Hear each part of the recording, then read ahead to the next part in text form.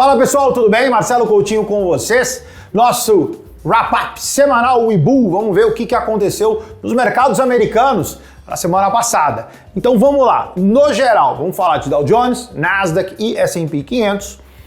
Todos com viés principal ainda baixista, só que na semana passada você vê que o mercado pegou e corrigiu. Então você tem uma alta fruto, que é uma correção, fruto de um movimento de baixa. Então o mercado americano no geral ainda é baixista, tá? O que aconteceu na semana passada foi que o mercado subiu, só que pegando os números, que eu já fiz a minha lição de casa, você vê que mesmo assim, pegando os três índices, nenhum deles fecha a semana em alta. Você tem ele muito próximo do 0 a 0, porém, todos os três ficaram negativos, tá bom?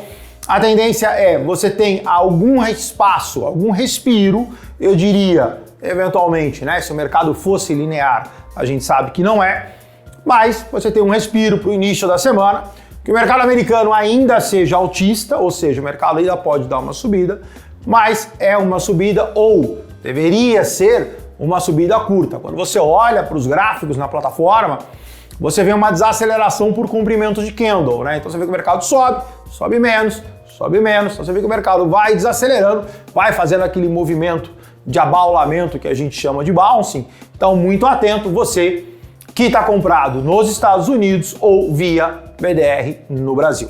Falando das 7 maravilhas agora, né? Mesmo esquema, ou seja, você tem não para todas, né? Por exemplo, quando você olha a Tesla segue lateralizado, mas no geral o contexto ele é muito similar, ou seja, o mercado pegou e recuperou dentre essas 7 que a gente está falando, que são as tradicionais, que se você quiser, você deve, como membro do TC, receber isso no seu e-mail, ou não, dá uma passadinha, se você não conhece esse trabalho, dá uma passadinha no nosso site, que está publicado lá no meu feed, tá bom?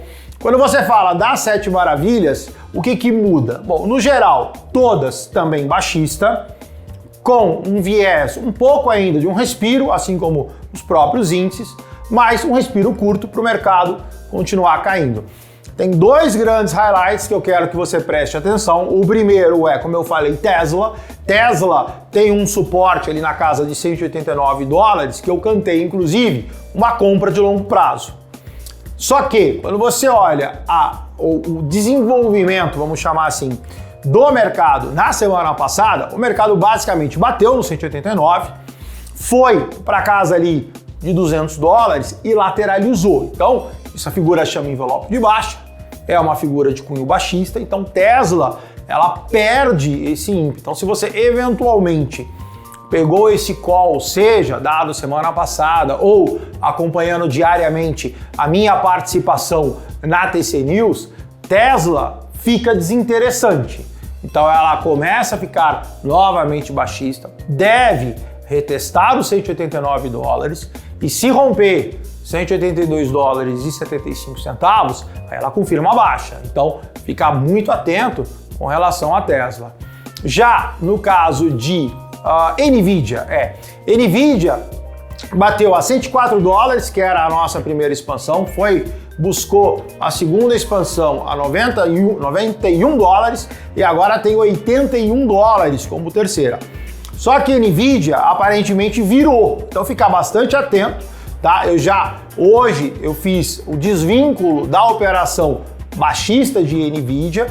Hoje, excepcionalmente, ela sobe, então deu certo, assim, a virada, a gente virou, eu falei para quem tiver vendido em NVIDIA cortar essa venda, tem gente vendido desde lá dos 132 dólares, do rompimento de suporte a 118 dólares, eu falei para zerar essa operação, porque NVIDIA no curto prazo, no longo ainda baixista, mas no curto prazo, essa semana, NVIDIA pode pegar e dar uma esticadinha de alta. E eventualmente, se você está vendido, você vai devolver, tá bom? Tenham todos uma excelente semana e a gente volta a se ver na próxima semana com esse nosso resumo semanal Webull, tá bom? Um abraço para vocês, tchau, tchau!